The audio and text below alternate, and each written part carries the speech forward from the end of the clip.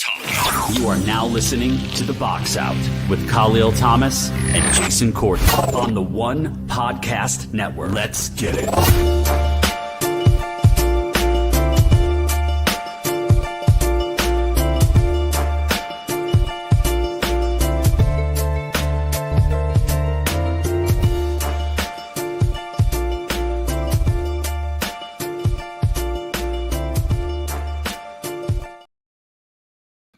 From NJ to BKN, the world is The Box Out here on the One Podcast Network. My name is Kahlil Thomas. Joining me in just a few minutes will be Jason Kahlil from Brooklyn, New York.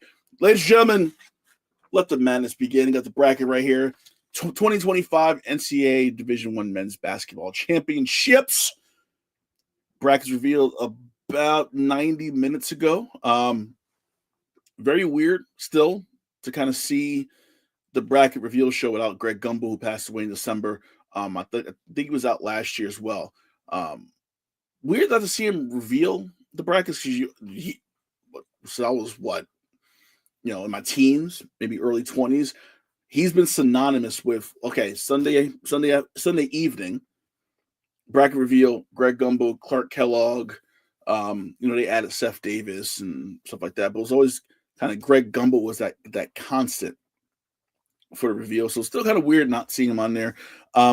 Overall, listen, the biggest complaint I have, and it's kind of twofold with the complaints.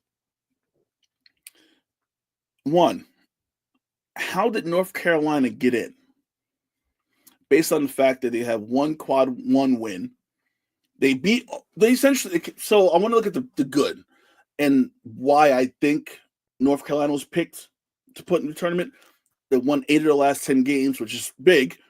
So going down the stretch when the committee's probably paying the most attention to you, they're like, okay, they're winning games towards the end. Let's put them in. They play in a tough conference that they kind of began to kind of play better as the year went on. Now, is that because the other teams in the conference were worn down, not at their best? And North Carolina took advantage of that, knowing that it was kind of a win and be in type situation. I think that plays a role in as well. I think North Carolina took advantage of these teams in a conference where they just beat each other up and they just maul each other, right? Kind of like the SEC, which I'll get to in a second as well, my other complaint. But Indiana, Boise, and West Virginia were the 3 that people were really upset about. Ohio State was in the conversation too, but I think they were 19 and 15 or so. It was the eye test didn't get me when you look at the resume of Ohio State, but when you look at the resume of West Virginia, probably more than Indiana and Boise State, they probably should have got it. And they had 6 quad one wins.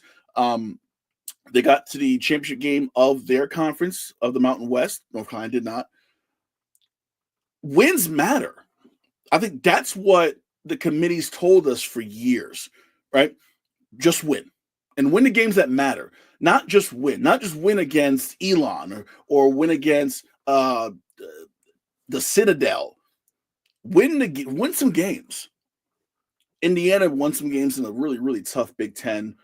Ohio State, I wasn't feeling Ohio State. They won some big games in the Big Ten. West Virginia in the Big 12, which football and basketball, you can put the Big 12 conference against any conference in America to this point, and I will say they can go head up with SEC to ACC. Any conference in America, you put the Big 12 up against, and they'll do well. But North Carolina kind of jumped over those teams. And I think it's a case of, and I think we talked about this last week on the podcast, how those teams, those blue bloods, those constants in college basketball, they're always going to give the benefit of the doubt. I don't care if you have a 30-win insert mid-major conference team here. Blue bloods will always get the benefit of the doubt no matter what. As I welcome in Jason Kahlil from Brooklyn, New York. Jay, what's going on, man? Not much, man. Looking at these brackets for the SEC International Invitational. Sorry. I'm going to get to that in a second, but I want to get to North Carolina and how they got in. I think because once the brackets were released, you start thinking, okay, what did Lenardi say last week? What did he say the week before? Mm-hmm. West Virginia's resume, Indiana's resume, all were a lot better than North Carolina's. How did the Tar Heels get into this tournament? I think it's just because they're a traditional blue blood. They wanted a big name.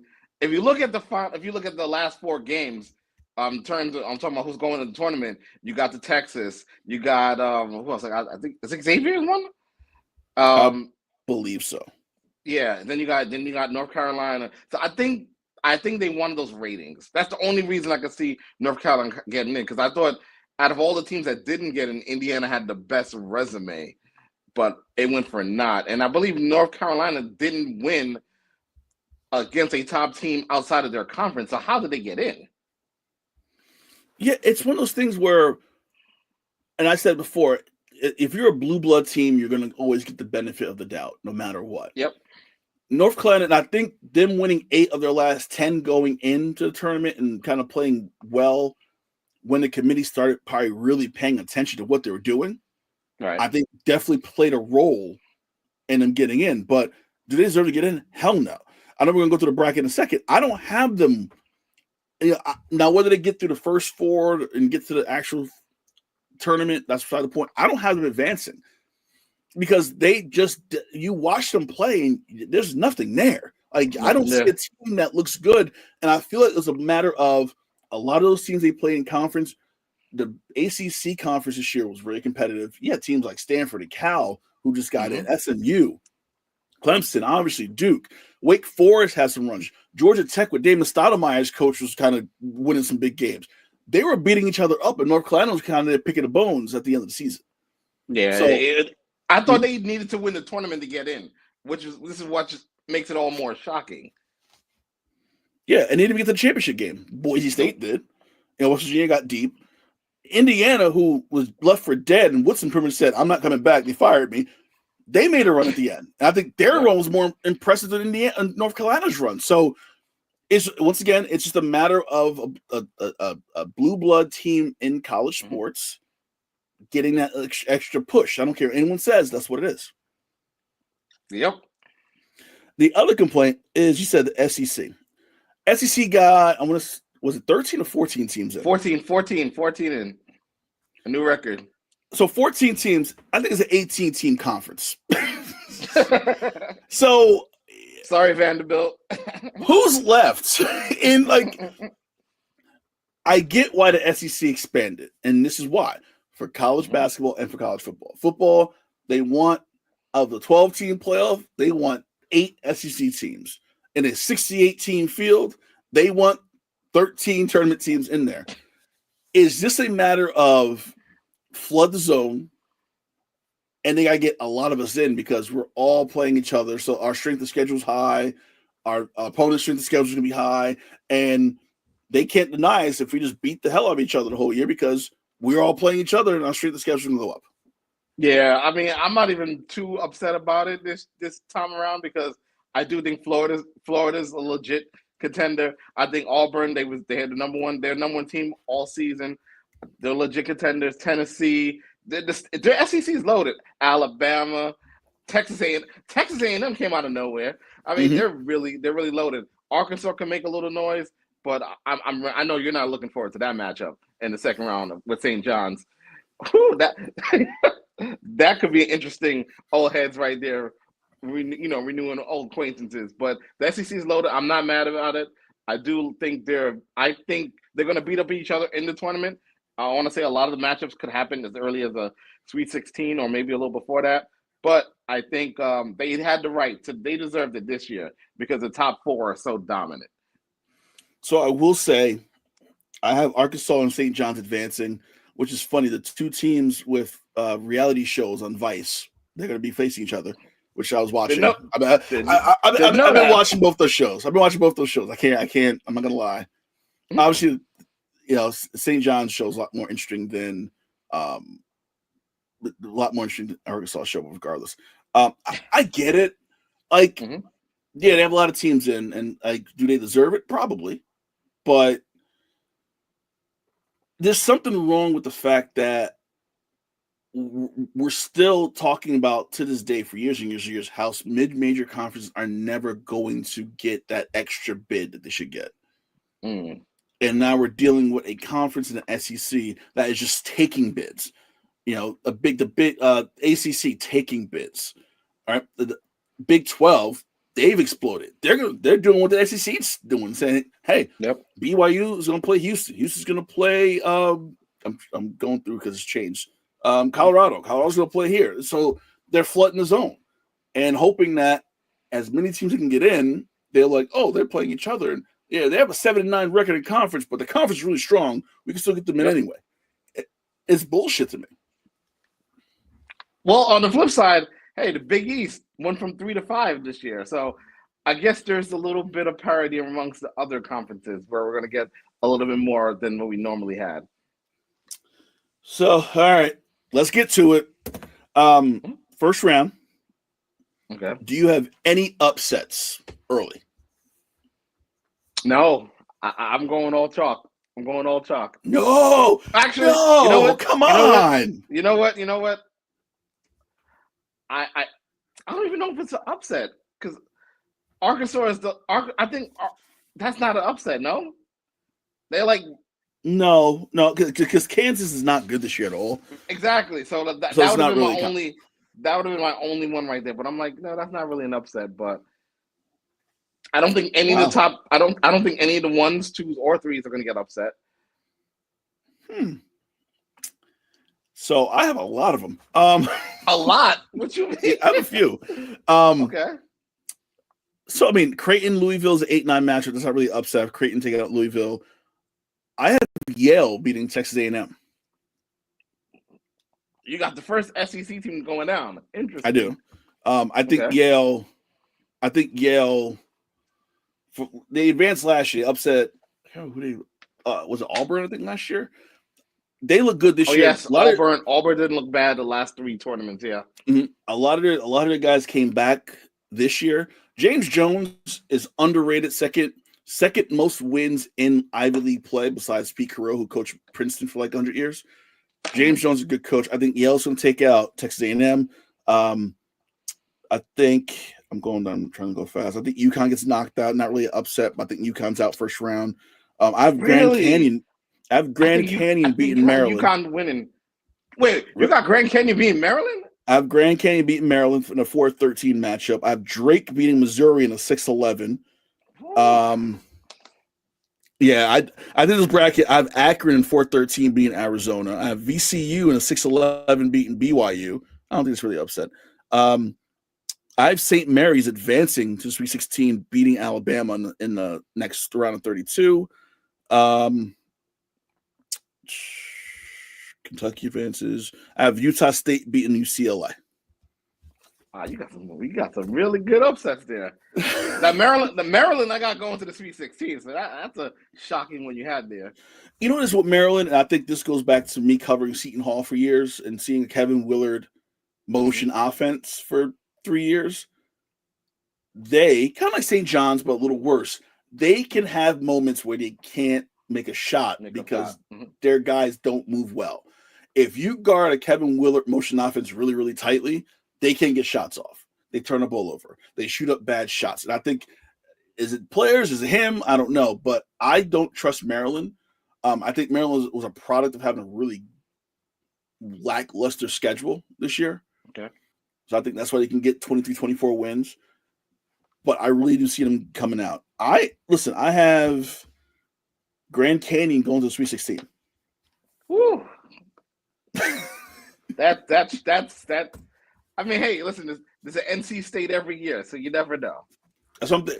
I watched him play last night in the WAC championship. I really liked him. And something about it, I don't like the commercials with the being a private Christian university.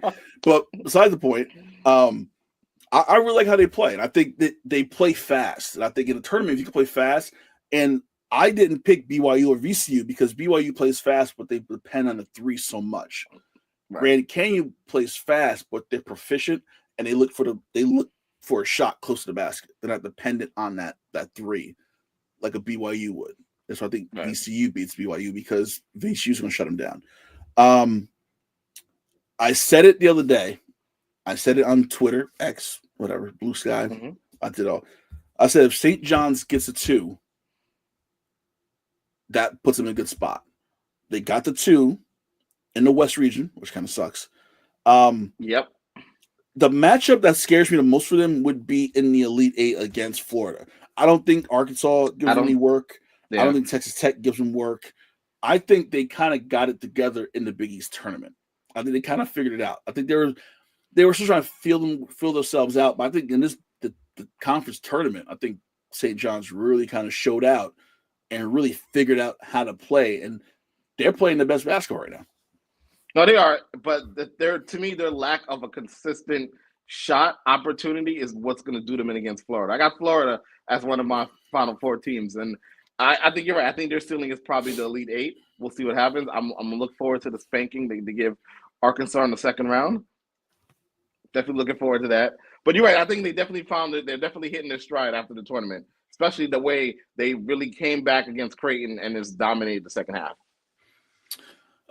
Homer, Bruce, Florida win the whole thing. Disclaimer: Bruce went to Flea University of Florida, so we got to kind of put that out there. Just so he went to Florida, so he's. I mean, I got them in the Final Four, so he could be on something. I have them losing to St. John's in the Elite 8. Oh wow! Oh wow! That's what it is. Oh boy. So let's get to the Sweet 16. Who do you have in the Sweet 16? Give me all 16 teams you got. Whew. All right, we will pull it. We gonna pull this bracket back up. Oh, do you want me to go first? I can go first. You go first. All right. So Auburn versus Michigan, Ole Miss versus Marquette, Florida versus Grand Canyon, Texas Tech versus St. John's, Duke versus Oregon, Wisconsin versus St. Mary's, Houston, Purdue, Kentucky, Tennessee. That's my Sweet 16.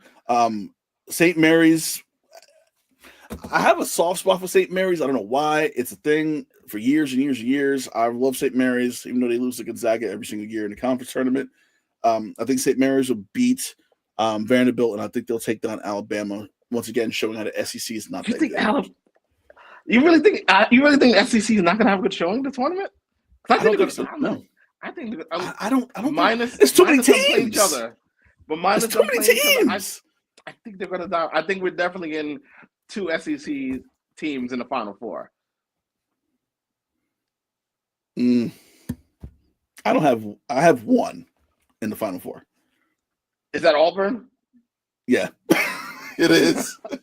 The team that's lost three of the last 4. Got it. But I have them too. All right, so give me your 16. All right, so we definitely said Auburn. Mm-hmm. I'm going Texas A&M. I'm going Texas A&M. Okay. I'm going with Texas A&M. Mm-hmm.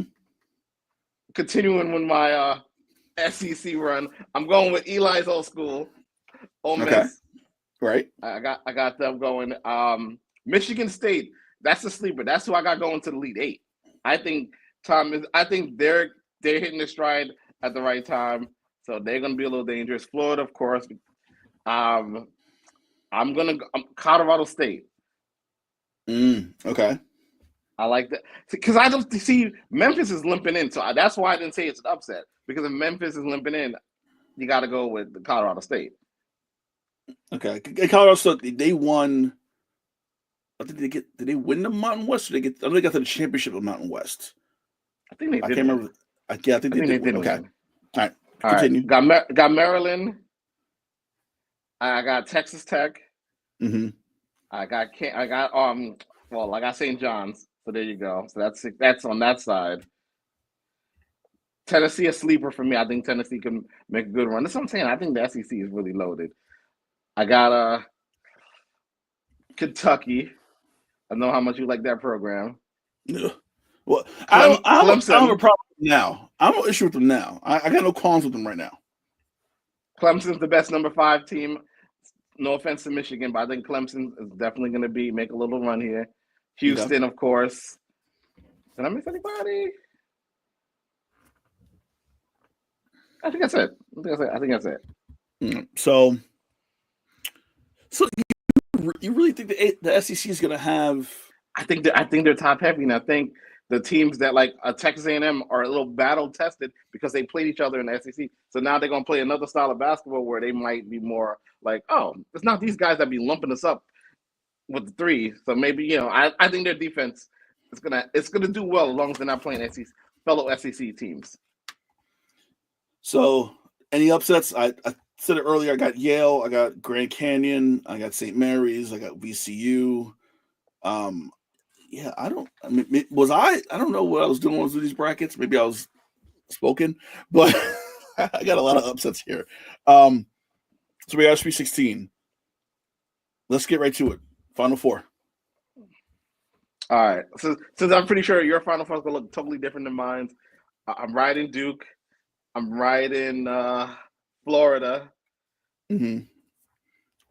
Gun to my head, I'm saying Auburn is going to make it. And don't do it. Don't do it. Don't do it. I'm gonna say Tennessee. Okay. Right. Do I got 3 SEC teams? Yes, that's 3. I think that's right. I think that's fair. So you got Tennessee, Florida, Auburn, Duke. Auburn and Duke. Yep.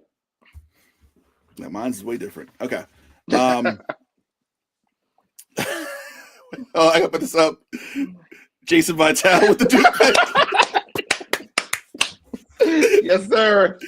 Oh man, I believe in Cooper Flag.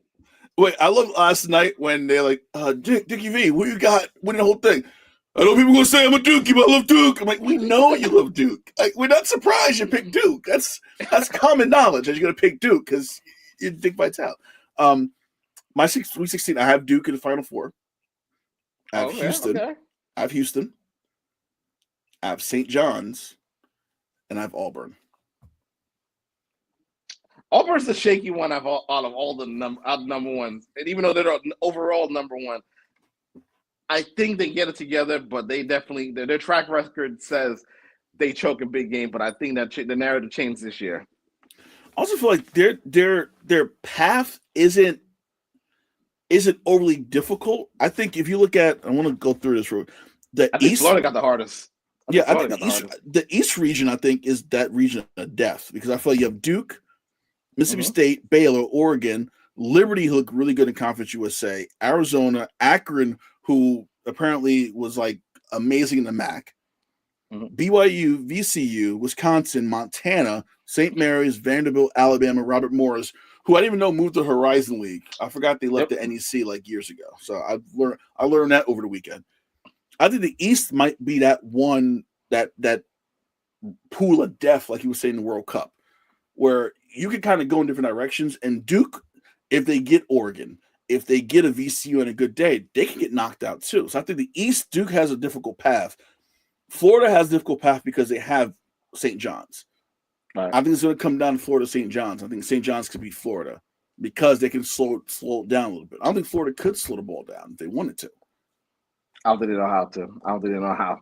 They just know how to play one pace. All right. Who you got? Who's winning it all? I think only one man who can stop the reign of terror that the SEC is on right now, and I think that's Cooper Flag. I think he goes in, he wins the whole thing, and he just is stocked for the draft. Just continue to rise. So Duke, Bruce, go Gators. We got that. I said it. I've said it for weeks. I said if St. John's gets on that number 2 line and they avoid that number 1 seed until the Elite Eight, they win it all. I'm picking St. John's to win a national championship. I don't know how the city or the area would react to that. It might be chaotic. Oh, I'm definitely going to hang out in Jamaica, Queens that day, and just hang out and chill and do the parade and everything like that. They might dig up what's Coach Lou's his body if that happens. They might go crazy. Well, I think that's part of the reason I'm kind of picking them because I feel like you had the best season since '85 with Mullen. With Carnesecca. Carnesecca passed away, so obviously this season means a lot more to the program than ever before.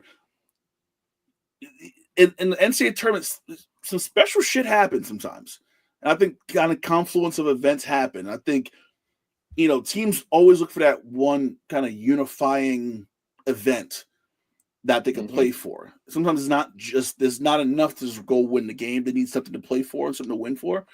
St. John's got that, unfortunately, when Lou Carnesecca passed away. And Pitino being old Big East with Providence back in the 80s and understanding how important Carnesecca was to not just St. John's, but to the Big East, but to college basketball, I think he kind of took that on this year and said, I think so. Just for Lou, because he knew Lou. Like, he coached with Lou Carnesecca. So I feel like that combined with the fact that you have a team playing their best basketball at this point, I really think, and the adjustments that Pitino can do. As much as people don't like Pitino can make adjustments, make game better than most people. So I think that's going to be interesting to see. He said it on CBS during the selection show. There's 34 game tapes of them. So they have to adjust. They have to make changes. And I think Pitino could be that guy to make those changes because he's been in every situation you can think of, he's been in. So I think that Bruce. Not enough waitresses for Pitino to win this. Oh my goodness. I can always count on Bruce. They are going to San Antonio. This is true. Didn't Barkley say that San Antonio got fat women or ugly women? Did he say that? Okay. So that's good for them. That's good for them in St. John's. There's no threats in San Antonio. According to Charles Barkley. I didn't say that. San Antonio, love you guys. Good stuff. So you have Duke. I have St. John's. I'm going to memorialize this. I'm going to write this down, put this on paper, and put it on my wall. And we will see. And watch Duke goes down in the first round. Good Lord. I let that happen. Well, it's funny, too, because Cooper Flagg hurt his ankle. I think it was the quarterfinals of the ACC tournament. Mm-hmm. So they'll talk. He's going to miss the remainder of the ACC tournament. NCAA tournament, his availability will be kind of sketchy. It came out, I think, right before the semifinal game that Cooper Flagg is going to play in the NCAA tournament. And it came from Gavitt, who is the senior vice president at the NCAA, which tells me, and this kind of goes back to the college football playoff last year with Florida State not making the playoff because Jordan Travis got hurt. And they said, well, he's out. Who cares? That showed me right there that if Cooper Flagg was out, I'm pretty sure West Virginia didn't get in because one of their players got hurt and his availability was in question. Sorry for my language, everybody. How fucked up is it that one player can really dictate whether your team gets in or not get in, or even your seeding in a tournament? Because I feel like that's completely two different situations. I think it's one of those narratives that, they say in college football, it's a team sport. And even though they try to say that for college basketball, but, if you got a high-profile player and he's going to be available or not going to be available, that kind of changes things. So at the end of the day, the tournaments, it's a reality show. So they want to make sure the best product is out there, or at least try to have the best product as possible. Well, I say it all the time. I'm like, college football playoffs. I'm getting yelled at by my dad on the comments right now. So watch my mouth. They're looking for the best matchups, looking for the biggest teams because they want people to draw audiences. Unfortunately, at some point, you got to get away with it. I'm like, forget teams. Forget, like, who deserves to go? This goes back to the North Carolina conversation. Who deserves to go to the tournament? Forget that it's North Carolina versus West Virginia versus Indiana versus Boise State. Of those three, West Virginia gets it over North Carolina. If you want to make the argument, Boise State gets it over North Carolina. But let's get off of who and go, okay, who deserves it? Not, oh, that's North Carolina. They should really get it because we can get ratings if they get into the first four, which they play in the first four. So they get ratings on, I think they play Tuesday. I'm going to double check. I bet you that's going to be the highest first four ratings ever since they started this format because it's North Carolina involved. And that's the problem. Like, who cares? First of all, so you're going to watch the first four, which no one watches. I watch it because I'm a nerd, and I just watch basketball for the hell of it. But no one cares until Thursday. I don't care what anyone says. I don't care what the narrative is. No one cares about the tournament until Thursday. No one gives a shit about Tuesday and Wednesday. You know who cares about it? DraftKings. I was thinking that point. I was thinking 2 points. I was thinking about DraftKings, and I was thinking about the AL East, where no one cares if it's not the Yankees or the Boston that wins the division. So this is what happens. Like, oh, North Carolina, they're playing in the first four. I gotta watch it. People assume that they're good, even though this is not a good one of those good years. It's like North Carolina and Duke, when they have bad years, you really don't really know it's a bad year unless you follow the sport. Mm-hmm. So that's what it is. It sucks. It sucks that we are still at this point where teams like Indiana are getting shitted on in the CFP because, Alabama didn't get it, but Indiana did. Indiana's 11-1. Alabama lost 4 games. Like, what are we talking about? I don't care who they play. Who's the better team? Who won games when they needed to win games? And I feel like West Virginia had that case. Indiana had that case. Boise State had that case. North Carolina backed their way in because they played a bunch of depleted teams in the ACC that just beat the hell out of each other. And they got in that way because the committee was paying attention these last 2 weeks and only these last 2 weeks and hoping that North Carolina gets it together. Bubba, who was the chairperson of the committee, who's a North Carolina guy, they made it very clear on CBS that Bubba had, whenever we talk about North Carolina, Bubba had to leave the room. He'll leave the room. And I'm allegedly. Bullshit. He didn't leave the room. Bubba's listening to the door and go, we just beat Wake Forest last night. And they're like, you're right, Bubba. I don't take this committee or the college football committee seriously at all. I have not for years until they show me over multiple years, not like one where they get it right. They get it right every so often. Over multiple years, they actually give a shit about who they get in and not because of who they are. Listen, man, when we go back to football real quick, when that thing happened to Florida State 2 years ago, I was like, oh, I know exactly what this is about. This is about the money and matchups. They don't care about your legitimate record or they don't care about none of that. They care about matchup and ratings. Mm-hmm. So I'm just like, it is what it is. There's an interview. Anthony Mackie was on something. I think it was The Pivot with Ryan Clark. And he said it. He's like, we got to stop lying to people. Things are not earned, they're given. Mm-hmm. Like we're lying to kids saying that everything's earned. No, shit's given in society.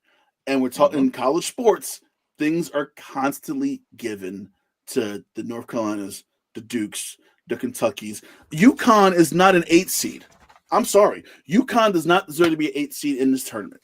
UConn's an 8 because they won back-to-back championships. Not based on what they did this year, but it is hey, you're going to get in. We'll give them an 8 because, they are the defending 2-time champions. They gave them that. It's only to get them an 8 to try to get one win to be like, hey, they defended their title. Exactly. Like we're smart. Like we know what's going on, so we know, and we're just 2 normal people who watch basketball. Everybody else knows it too. So, rant over. The women's bracket is being announced right now. The full bracket's not online yet. I don't see the full thing. I've been waiting on it. ESPN's they're drawing this out real slow. ESPN. I mean, CBS had everything. CBS had everything wrapped up by 6:25. 6:25. I was like, all right, kids, go upstairs, time for bed. Like that's where we were at 6:25. They do have the first 4 out. UC San Diego, the men's and women's teams both got in. UC San Diego versus Southern. Columbia, let's go Columbia versus Washington. Iowa State versus Princeton. High Point, William and Mary. A lot of men's and women's teams made tournaments, which is pretty cool. That's your first 4 for the women. Fairleigh Dickinson, New Jersey, FDU, 10 minutes away from my house. Let's go. First time women's team is in a tournament. FDU. Oh, wow. They beat Purdue last year. So the men's team beat Purdue last year. So it's, hopefully see that. They got TCU first up, so they'll get blown out by 50. I'll try to be nice, like shout them out, but let's keep it honest. Texas is a 1 seed. South Carolina is a 1 seed. UCLA is a 1 seed. I don't know who the 4th 1 seed is yet because once again, like I said, ESPN is drawing this out like it is a reveal of some sort. Who do you have winning the women's bracket? Even though we don't have the full bracket yet. Gun to my head. I'm probably gonna. I think UFC. I think UFC is gonna pull it off. If they get a 2 seed and they're in a good line, I think they can win the whole thing. Yeah, I'm looking at what they've dropped already. UCLA, obviously they're going to win their first game. They will have Richmond or Georgia Tech in the second matchup. South Carolina will have either Utah or Indiana in the second round. Even in the Sweet 16 for South Carolina, they will get Maryland, who I saw live, didn't look great. So I don't know about. So South Carolina looks like they have a pretty easy path to Sweet 16, the Elite Eight. Yeah. UCLA might see Baylor again. They played each other here in New Jersey on MLK Day, and that game was close late until UCLA pulled away. So Baylor could see UCLA for a second time. I really wish they did this a lot faster. Like they're taking forever with this. Notre Dame's they got drawn out. Oh, Notre Dame. Shit, I forgot about Notre Dame. And Notre Dame's Notre Dame's a 3 seed, which seems kind of low to me. Notre Dame's a 3, but TCU is a 2. I don't know about that one. Illinois, Creighton, Duke is a 2 seed. Duke has Lehigh. They would have Oregon and Vanderbilt. So Duke, I think actually, you know what? Duke could see North Carolina in the Sweet 16 in the women's bracket, which would be kind of cool too. That'd be cool. Yeah, honestly, I'm gonna ride. I'm gonna ride with UCLA. I think UCLA. Lauren Betts is killing it. I think and they have I think Jaime Hawk has his sister or cousin. They have a Hawkes who can shoot really well too. Okay. So I think they have that good inside-outside game. So I think UCLA wins it all. Oh, you see, UCLA is a 1 seed. Okay. Yeah, they're 1 seed. So that come up. Yeah, so that come up. And they don't. I mean, their bracket does not look difficult at all. I think the one team they have to be scared of is possibly Baylor and possibly LSU. I think Flanae Johnson has taken that team over and it's officially her team now. Yep. But I think UCLA might have the easier path. South Carolina's path just looks crazy easy though, like compared to like everyone else. But so we both pick UCLA. We both pick UCLA. Okay. So UCLA is our. I'm write that down too before we forget. UCLA women. All right, cool. So all the action starts for the women. They start on Friday. For the men, they start on Thursday. But the first 2 rounds are Tuesday and Wednesday, which no one cares about. So whatever. Kim Insane Mulkey not winning it this year. I'm hoping not. Can't stand her either. Not a fan. I feel. I have so much to say about Kim Mulkey, but I'm gonna hold off before I get sued for libel or something. So I'm gonna not say what I want to say about Kim Mulkey, so the podcast don't get canceled. All right, shifting over to the NBA after 38 minutes on college. Apparently, Mikal Bridges went to Tom Thibodeau, and said, "Hey, coach, can you rest the starters a little bit more because we're tired?" Tibbs said the conversation never happened. Bridges hits a game-winning shot to win a game. After a nice walk, but whatever. No one saw that. No one saw that. Listen, I'm of the opinion, and we've talked about this for years about Thibodeau, and he just rides guys into the ground. Brunson loves it. Josh Hart loves it. Hart and Tibbs was going at it last night. I'm like, oh shit. That's all love. That's all love. If it was somebody else, I'd be like, oh shit, we gotta keep an eye on that. Yeah. But I mean, did Bridges have a valid point to make? And was he the only one who's like, coach, like this shit's kind of crazy right now? I think it's odd because he's the Iron Man in the league. Like he doesn't miss games. So you wouldn't expect that to come from him. I think him being on the outside coming into the system, he probably does think it's a little overload. But I think the lack of a bench just is what you got to do. So I'm not even mad at what Tibbs is doing, except for when it's a blowout. But even in those games, he kind of likes to ride his starters. But I think this is something where Brunson probably should have told him on the side, like, hey, no, don't rattle Tibbs. Don't rattle Tibbs. They probably should have kept this in-house instead of leaking it to the press. Yeah, I think someone had to say something. I feel like the guy's probably like, it's Tibbs. We know it's Tibbs, whatever. But Bridges knows. Bridges has played every single game for the last, 6, 7 years? 5, 6 years. At some point, someone's gonna say something and go, "Yo, like we're playing way too much. Like, can we stop? Can we like fall back a little bit, coach?" Him saying the conversation never happened was a bad look. I think Tibbs should be like, "Yeah, we talked. We don't keep it in house." Him saying the conversation never happened. Tim should have said, "Hey, I'll scale back on minutes when anyone starts playing D like last year." How about that? That's a valid point too. But you talk about a bench, and you're right. I think Tibbs is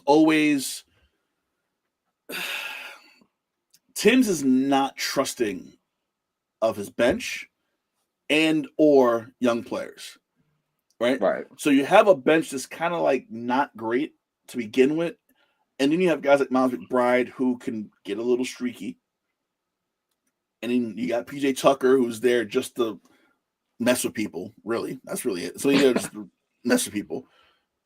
But besides that, I'm looking at their roster right now. You have a bench of Tyler Kolek, Kevin McCullar, Anton Watson, and Landry Shamet. I can see why he plays the starters 40 minutes a game. I can't hate on Tibbs this year because in past years you had a bench that had Reggie Bullock, that had Alec Burks, that had numerous other names who could play some minutes. You had TJ Warren. They don't have him anymore. He didn't trust TJ Warren, who was a known veteran player who can still contribute. So that just tells me Tim's like, I got my 9 and I can't roll with that. But you and I always say it's going to come back to bite them in the ass at some point. I'm just happy Mitch is back. I know that they took a tough loss yesterday, but now that we're in the home stretch, let's everybody stay healthy and let's get it revved up for the playoffs. That's it. Let's get it revved up. Let's go. Quick standing update. Oh wait, hold on. Old man got a comment. Seems like to keep his best product on the floor all the time. He never stops playing to win. Isn't that good? No, it's not. It's not. Because at some point, you can't have these guys playing 40, 42, 43 minutes for 82 games and expect them to be fresh in playoff games when you need them to be fresh. Like, it's okay to not play Jalen Brunson 42 minutes. You can play him 30. You're playing the Wizards. Why are you playing Josh Hart 45 minutes? I feel like in the NBA, and tell me if I'm wrong, in the NBA, I know it's professionals and guys play hard, but there are games that you can sit guys down because, oh shit, hey, we got the Kings tonight. Yeah, sit them down. Yeah, sit them down. We could do this, right? They could, but that's not the Tibbs way, man. Derrick Rose will not co-sign what Bridges said. He was definitely not, and he lost everything playing hard for Tibbs. So let's look at Tom Coughlin for the Giants, right? Okay. He adapted. I think after that first season, the older guys, the Strahans, told him, "Hey, you need to calm down. Like, he's in the military. Let's stop." Respectfully, obviously. And Coughlin adapted. He changed. He's still tough and difficult hard on players, but he's just more of a, okay, I got it, guys. Like, hey, how you doing today, man? You doing good? Like, he became Coach Tom. Like, guys, like, we still knew his expectations, but he wasn't just barking at us. He adapted. At some point, do you see Tom Thibodeau adapting, or do you see this is just him now? It's too late. I want to say it's a little too late, unless it's got to come from Brunson, and it's got to come from Carl. It's got to come from guys that he's had this long tenure with. If it's not coming from those guys, he's going to still steamroll ahead. I just feel like at some point you gotta. Also more alarming that Carl Towns has been he's been a model citizen since he became a Knick. Like, he hasn't complained about anything. He hasn't really taken too many, except for like disappearing in a couple of fourth quarters. He hasn't really done anything to warrant Tibbs is being hard on him or anything like that.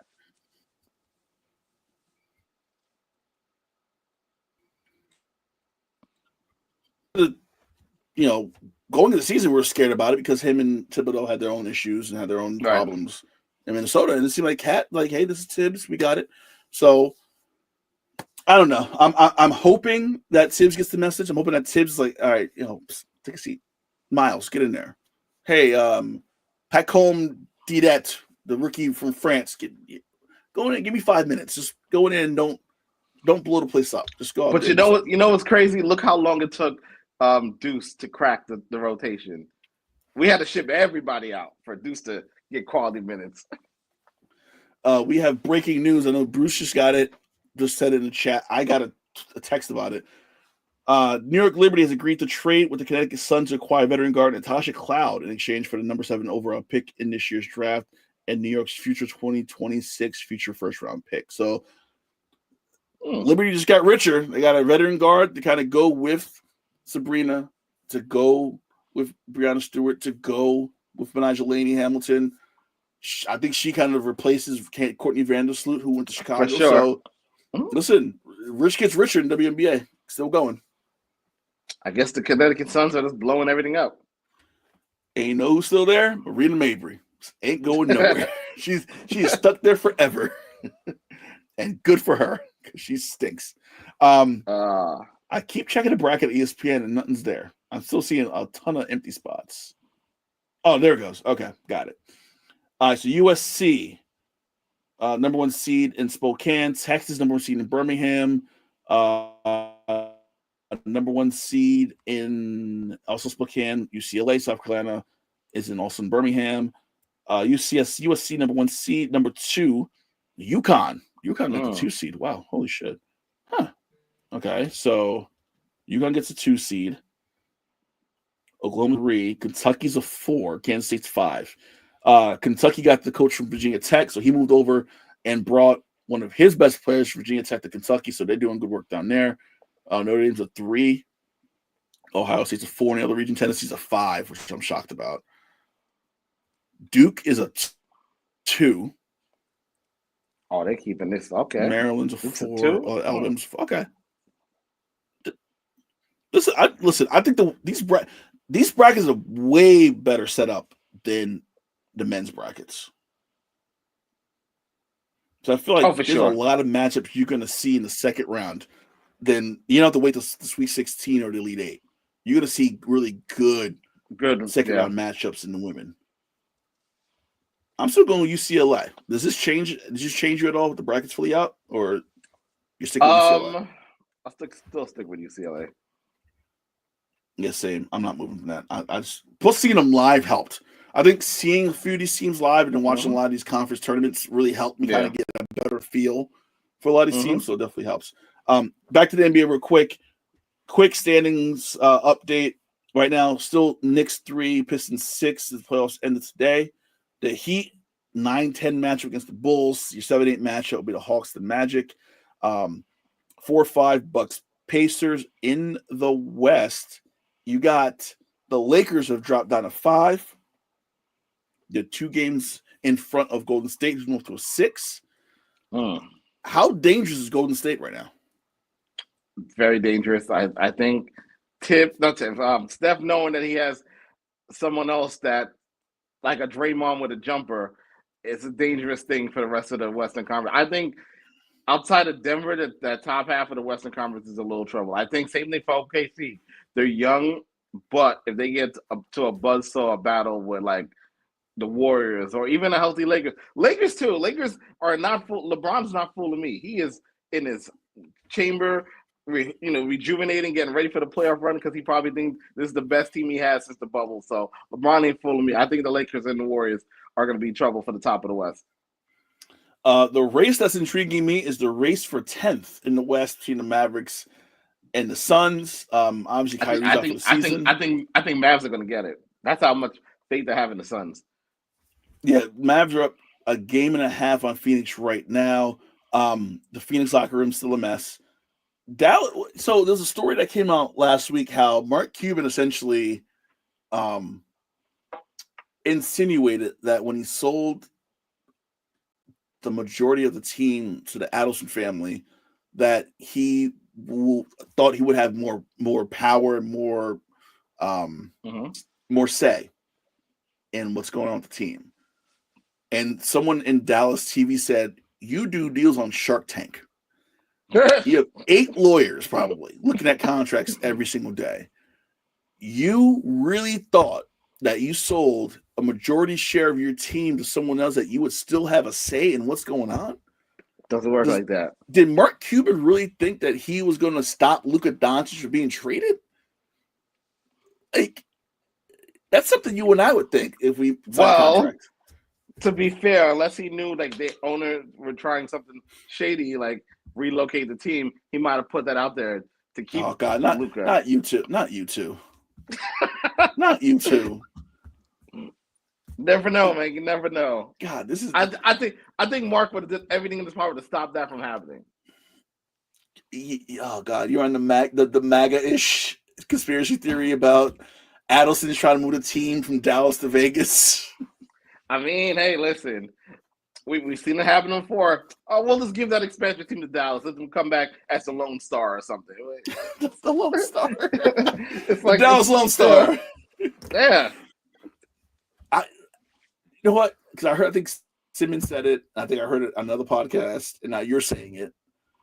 I don't believe I don't believe that's possible. I don't think the NBA is legit like, hey, it'll be easier to just take an existing team and go to Vegas than start from scratch.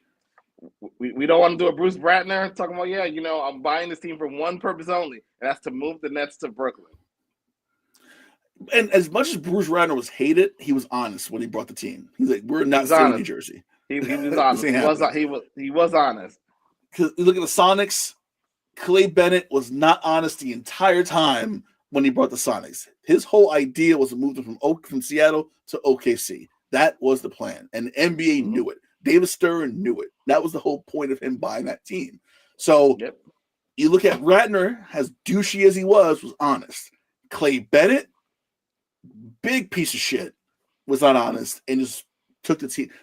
Those of you watching, if you want to watch a documentary about this, the whole thing, I wrote a story about, which is funny because the Sonics were stolen from Seattle. Seattle tried to steal the Sacramento Kings from Sacramento years later. I remember that, yes. And I did a whole story about it, and I spoke to people in Sacramento and Seattle about it. And there was a documentary on YouTube called Sonics Gate, which goes into how pretty much Clay Bennett just set the wheels in motion, and Seattle agreed to build a new arena, and Bennett didn't want to put money up, so Seattle pulled their money, kind of like what's happening in Tampa Bay with the Rays. Right. And he's like, "Well, we don't stadium, we got to go." But it was all kind of a big setup in the first place. So that's a good documentary. But Dallas, the fans still love the Mavs in Dallas. I think they're pissed at what they're doing.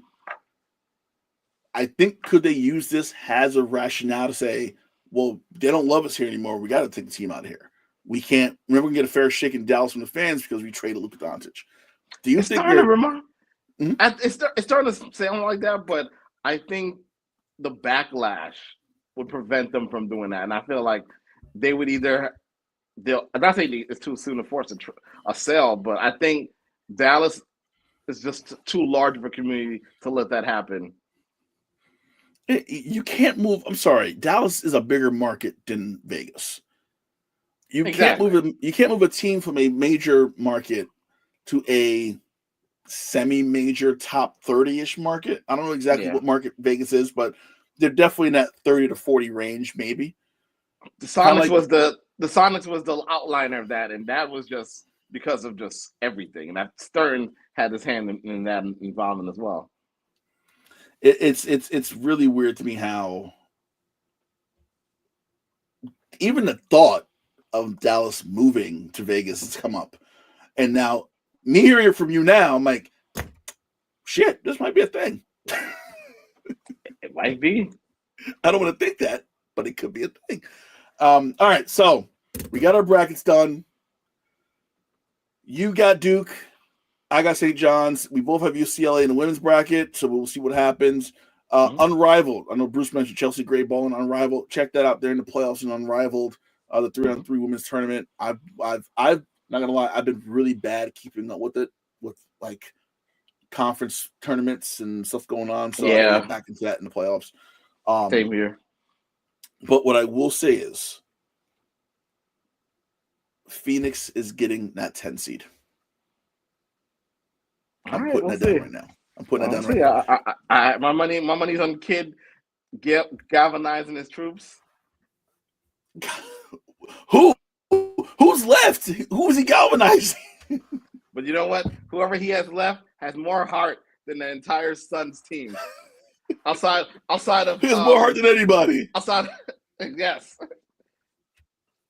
Well, actually, before we go, I want to see if the NIT announced the bracket because I'm pretty sure they did, and I want to see who said no because that's always the story isn't who's in the NIT. The story is who said no to the NIT.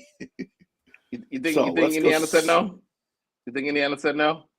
No way. They didn't announce it. They're probably gonna wait till after the women's bracket. You know, ESPN do the spectacle and like 9:00 announce it. That's probably what they're gonna do. Yeah, well, I know they have that other postseason tournament now, the college basketball crown. That's happening too. So I think that's happening. I think Indiana might choose that one because that's a lot of NIL money for the kids and stuff like that. So I feel like that them creating that is, I don't want to say the death knell for the NIT, but we're getting close. Yeah. We're getting to the point where the NIT's, who gives a shit? It had its run. It had a good run. Listen, when they moved it out of the Garden, I think that's when it lost. Yeah, I agree. I think that's when the NIT it actually felt like something.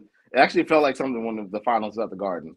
Yeah, because I mean, those early games, you're on campus sites. The arenas are not full because if you're not in tournament, your fans don't give a shit. When you get to the Garden, though, you're like, oh my god, there's still 10,000 people here watching us. There's still college basketball.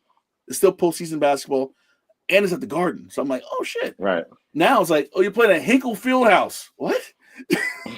Like where Hoosiers was filmed? Yep. Like I don't want to play there. So I think the NIT might be done after this year, but we'll see. We'll talk about the NIT when it comes out, whenever, if we even get to that. So Thursday, our next show, we'll talk more about the tournament, the first four, and then the first day of the games on Thursday. Thursday is also my birthday, so this bracket better not mess me up on Thursday. I'm really pissed off and drunk. So we'll be back on Thursday. Bruce will be back on Wednesday for his show. Armchair is every Wednesday.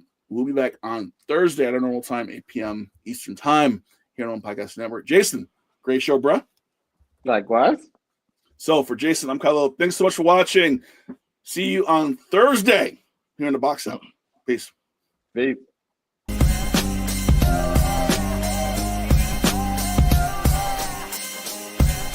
This has been The Box Out with Kahlil Thomas and Jason Kortner. Subscribe now for the best tri-state area basketball talk.